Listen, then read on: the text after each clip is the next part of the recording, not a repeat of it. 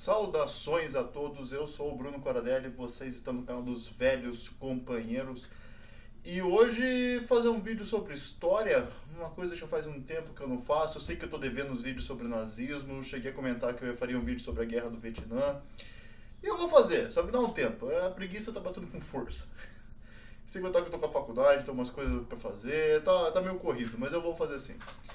E eu queria voltar a fazer uns vídeos de história, agora que já acabou as eleições, mudar um pouco o foco. Eu já tava meio puto com aquela merda do Enem, então mudar um pouco o assunto. E eu tava pensando, vou fazer um vídeo de história hoje, mas qual o tema? E eu tava revendo recentemente a série Roma, da HBO, uma série excelente, assista quem não viu essa série ainda. E eu tava lendo a saga Império, que são livros sobre Roma, que foi uma série publicada aqui no Brasil, e eu gosto muito desses livros. Eu tava relendo eles e tava pensando, posso fazer um vídeo puxado pra Roma. Mas o que, né? O que eu posso falar de Roma que não seja uma parte burocrática? E eu gosto muito das partes de guerra da história. Eu acho interessante isso da Segunda Guerra Mundial, a Primeira Guerra Mundial. Então eu pensei, Roma, guerra... Vou falar de Aníbal. Pra quem não sabe, Aníbal, ele foi o arqui-inimigo de Roma. Ele foi o cara que botou terror na cidade. O cara que realmente botou os romanos pra correr. O cara foi um grande estrategista militar. Tanto que as estratégias de guerra dele são estudadas até hoje. E às vezes até colocadas em prática, que eu vou falar no final, mais pro final do vídeo. E eu queria comentar sobre as grandes façanhas militares desse cara, que são muito interessantes, são coisas muito fodas da história. E pouca gente conhece. Eu acho interessante as pessoas ficarem sabendo. Para quem não sabe, Aníbal, ele era de Cartago, ele era um cartaginense. E ele comandou o Império de Cartago contra Roma. E até para vocês terem uma ideia, quando ele foi derrotado, destruíram Cartago e salgaram a terra para que nada mais nascesse. De fato, nada mais nasceu. Fica no norte da África, o antigo Cartago. E as coisas que esse cara fez... É realmente impressionante. Ele foi um dos grandes generais da história. Mas o que esse cara fez militarmente que foi assim tão marcante, tão foda? Várias coisas, mas tem dois eventos em particular que eu gosto muito, que são esses dois que eu quero destacar. Uma ocorreu durante a noite. O exército romano estava perseguindo o Aníbal e ele estava no meio do mato à noite. E ele estava com um número de soldados muito menor. E ele tinha que escapar dali, não tinha como ele lutar contra o Império Romano. E de repente os romanos, eles viram tochas vindo na direção deles. E os romanos, caraca, o cara vai atacar a gente, o cara partiu uma briga. Então eles se organizaram, prepararam os soldados para poder encarar essa ofensiva cartaginesa. E no que as coisas se aproximaram, que as tochas chegaram perto, eram bois e vacas, com tochas de fogo amarradas nos chifres. Um cara guiou as vacas para subir a montanha para parecer que eles estavam atacando, para os romanos pararem a perseguição e se preparar para o combate enquanto eles fugiam pela tangente. Isso foi uma estratégia bem interessante dele.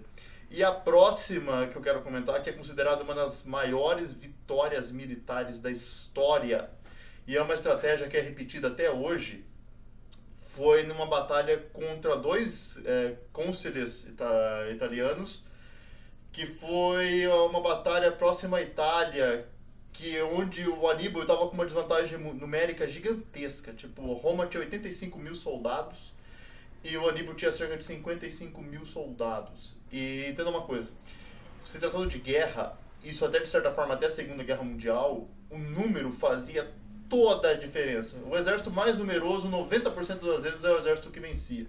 A invasão da Normandia, do dia D, a Operação Overlord, que na Segunda Guerra Mundial, ela foi vencida pelos aliados porque tínhamos muitos soldados. Tipo, vai jogando gente, vai jogando gente, vai jogando gente. Tipo, temos mais gente do que vocês têm munição, praticamente. Então isso sempre foi resolvido pelo número de soldados. E Aníbal, nessa batalha, ele estava com 30 mil soldados a menos. E foi uma batalha disputada, de certa forma, em três frontes. Você tinha o fronte principal, onde tinha os 85 mil soldados romanos, e você tinha outros dois frontes onde estavam as cavalarias, uma com a cavalaria rápida e outra de cavalaria pesada. Então, como isso foi feito? A formação romana, ela funciona que nem uma linha, imagina uma régua, que às vezes acaba se tornando um quadrado, aquilo vem que nem um martelo para cima, com quase 1 quilômetro de extensão de soldados batendo no escudo e vindo. é algo assustador para o adversário, aquela linha de guerra romana. E a Roma, ela tinha uma característica que era que é considerada muito a arrogância romana, a prepotência romana. Nós somos os romanos, nós somos os superiores, a gente vai dar uma surra em todo mundo. E foi por essa atitude que várias batalhas foram perdidas. E essa foi uma das principais. Embora desse caso até que era justificada essa arrogância. Eles tinham 30 mil soldados a mais, o que naquela época, 99% de chance de vitória. Mas o que aconteceu? O Aníbal ele separou as tropas dele de uma forma diferente. Ele fez uma formação convexa, o que eu quero dizer com isso? Como se fosse um arco. Se posicionou que nem um triângulo. E historiadores, há uma certa discordância entre eles se o Aníbal estava ali, mas acredita-se que sim, que ele estava ali no campo de batalha, porque ele precisaria estar ali para poder organizar as tropas. Ele precisava ser o cara, tipo, façam isso, façam aquilo. Ele precisaria estar ali para comandar toda essa estratégia. E é muito interessante, porque quando veio esse quadrado romano para cima, estava um triângulo cartaginês esperando. Tipo, aquele quadrado bateria na ponta desse triângulo e iam tentar romper essa parede de escudos. O Aníbal sabia que as tropas de cavalaria dele iriam vencer aquela batalha. Eles eram mais bem preparados, eles tinham um maior número, ele sabia que isso ia acontecer. Então, o que aconteceu nessa batalha? Assim que a frente italiana bateu nessa ponta cartaginese, esse bico começou a descer e começou a assumir uma formação côncava. A ponta começou a descer e as laterais começaram a subir. E o que aconteceu? Na cabeça dos romanos estava tipo, estamos vencendo, estamos rompendo a parede de escudos, a gente está passando pela parede de escudos. E eventualmente essas tropas do Aníbal se tornaram um U. Tipo, a ponta foi descendo, as laterais foi subindo. E acabou se tornando um U. E o que aconteceu? A cavalaria venceu lá dos lados como o Aníbal preveu. Eles foram pro campo de batalha e fecharam o U. E ficou um círculo, com os romanos presos dentro. Eles não tinham para onde fugir. Então, quando fechou esse círculo, virou tipo uma zona de matança. Morreram 60 mil romanos dos 85 mil. E dos 55 mil cartagineses, morreu só 6 mil. Foi a maior surra militar de todos os tempos. Foi um verdadeiro caos na Roma depois dessa vitória. Até o Aníbal até assumiu uma característica meio que mitológica. Os pais falavam para os filhos, olha, ou você se comporta aí, ou o Aníbal vai te pegar. Ele virou meio que o bicho papão em Roma. Porque essa vitória foi histórica. Foi uma das maiores vitórias de todos os tempos. E essa estratégia é reutilizada até hoje. Tipo, acredite ou não, na Guerra do Golfo de 1990, a Guerra do Iraque, o general Norman Schwarzkopf Jr., ele fez essa mesma estratégia do triângulo, do arco, se tornando um U, mas com tanques de guerra. Quão foda é você repetir essa estratégia com tanques? E funcionou perfeitamente. Funcionou perfeito. As estratégias do Aníbal são estudadas militarmente até hoje. Daí você pode até perguntar, como é que esse cara foi derrotado? Como é que Roma triunfou? Aníbal ele teve um rival, que foi um cara chamado Scipião. Scipião ou africano, Scipios africanos. E o Scipião foi o cara. Ele foi o cara que conseguiu vencer o Aníbal. Muita gente se pergunta, tipo, mas esse Aníbal, os cartaginenses, o que são esses caras? Pra quem já viu O Senhor dos Anéis, lembra daquelas tropas com os elefantes gigantes? Já deve ter ouvido daquelas tropas que montavam os elefantes? É a tropa do Aníbal. A tropa do Aníbal é os que usavam os elefantes. Que causavam um terror, porque tipo, hoje a gente sabe o que é um elefante, a gente tem internet, tem zoológicos. Mas naquela época, que é 200 a.C., você vê um elefante, pessoalmente, parecia que tinha um demônio vindo na sua reta. Era assustador. Mas vamos levar em conta também que o elefante usado pelo Aníbal não são os elefantes que a gente tem hoje. São elefantes já extintos. Eram elefantes brancos e eles eram menores e eram muito mais dóceis. Então era fácil de domar eles e usar como arma. E houve uma rivalidade incrível entre Aníbal e Scipião. Eu só lamento que não existem mais filmes baseados nisso. Tem uma fala entre eles muito foda. O Aníbal ele nunca invadiu Roma.